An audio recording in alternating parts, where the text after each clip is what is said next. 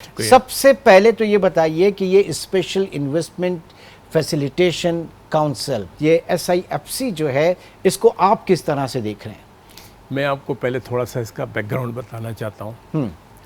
ऐसा था कि चंद बरस पहले सऊदी अरबिया ने पाकिस्तान में इन्वेस्टमेंट के लिए कमिटमेंट की थी कि वो $25 बिलियन की आपकी ऑयल के जो प्रोजेक्ट्स थे उसके सिलसिले में इन्वेस्ट करना चाह रहे थे।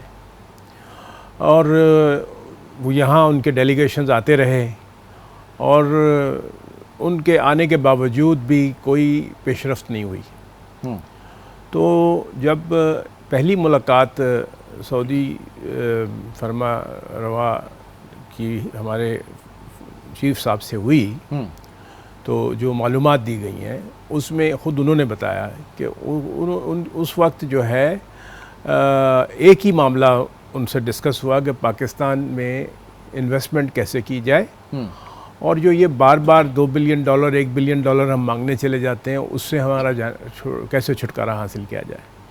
तो उन्होंने बहुत शौक़ और ज़ौक़ से ये कहा कि जी हम तो बहुत इंटरेस्टेड हैं, लेकिन आप लोगों के यहाँ जो निज़ाम है वो इसको आगे बढ़ने नहीं देता।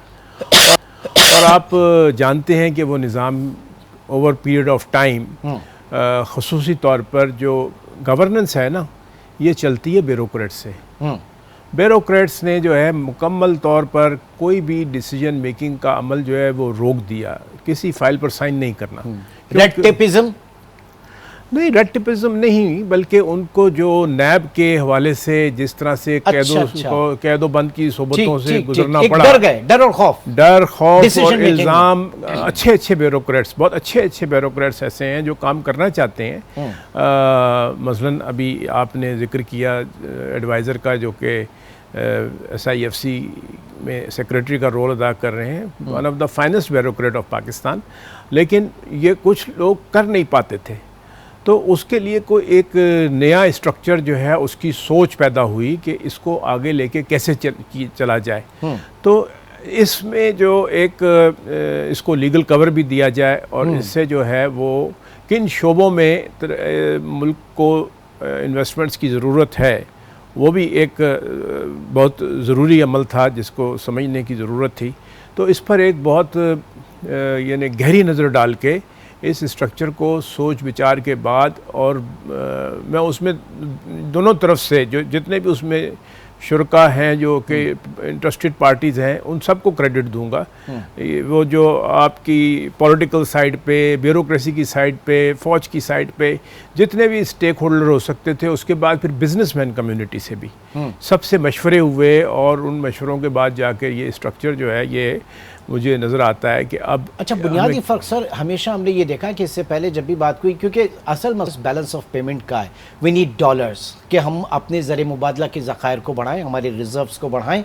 लेकिन उससे पहले जब भी बात रहती थी, बहुत ज़्यादा फोकस जो है वो बड़ा रिवायती सा हमने अपनी एक्सपोर्ट्स के ऊपर रहा, रेमिटेंसेस के ऊपर रहा, जबकि असल जो होना चाहिए पाकिस्तान में फॉरेन डायरेक्ट इन्वेस्टमेंट होनी चाहिए।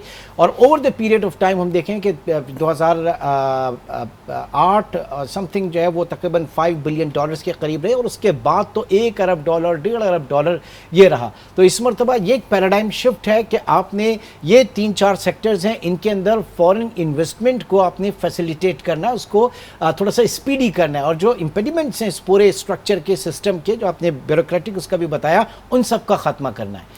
जी, 2007 में वो जो $7 बिलियन की फिगर जो है वो अटेन की गई थी, उसमें कुछ प्राइवेटाइजेशन शामिल थी। फिर वो साल था जब टेलीकॉम सेक्टर आपका हुआ था। जी, जोंग की जो है सेल हुई थी, और चाइना मोबाइल ने $800 मिलियन की इन्वेस्टमेंट की थी, और इसी तरह से और भी चीज़ों में जो है इन्वेस्टमेंट्स आई थी।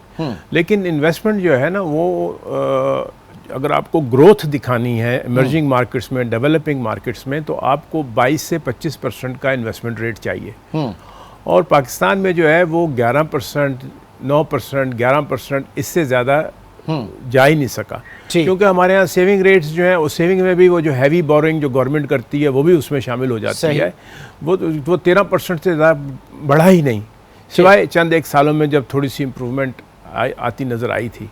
तो इस वजह से इन ज़रूरियात को समझते हुए कि पाकिस्तान में जो इन्वेस्टमेंट चाहिए FDI की, वो सिर्फ पाकिस्तान का ही नहीं, ये तो मंत्र ऐसा है जो सारी दुनिया में इस्तेमाल हुआ, और हर मुल्क आप देखें, चाहे वो चाइना देखें, चाहे वो इंडिया देखें, जहाँ कहीं भी ग्रोथ आई है वो थ्रू FDI ज़्यादा आई है, और फिर उसको फॉलो किया है साथ साथ डोमेस्टिक इन्वेस्टमेंट ने भी।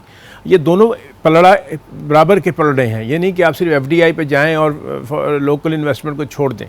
आपको लोकल इन्वेस्टमेंट को भी मौका मिलना चाहिए और वो भी साथ साथ शामिल होने चाहिए, क्योंकि इन्वायरमेंट ऐसा होता है। फिर दूसरा, हम तो उन लकी ममालिक में से हैं जहाँ हमारी पाकिस्तानी कम्युनिटी जो है वो जज्बा हुब्बुल वतनी से सरशार होकर अपने ख़ानदानों की ज़रूरियात को पूरा करती हैं, और बाहर जब जाते हैं, इस वक्त करीबन आप समझें कि 9-10 मिलियन पाकिस्तानी जो सारी दुनिया में फैला हुआ है, शायद उनकी रेमिटेंसेस जो है उनका बड़ा कंट्रीब्यूशन है। लेकिन उसको, उन रेमिटेंसेस को हम इंडस्ट्रियल वेंचर्स में जो है कन्वर्ट नहीं कर सके, जैसे चाइना ने किया। कि चाइना में इन्वेस्टमेंट्स जो थी, बड़ी बड़ी इन्वेस्टमेंट्स, वो जो ओवरसीज चाइनीज़ गए थे उन्होंने जाके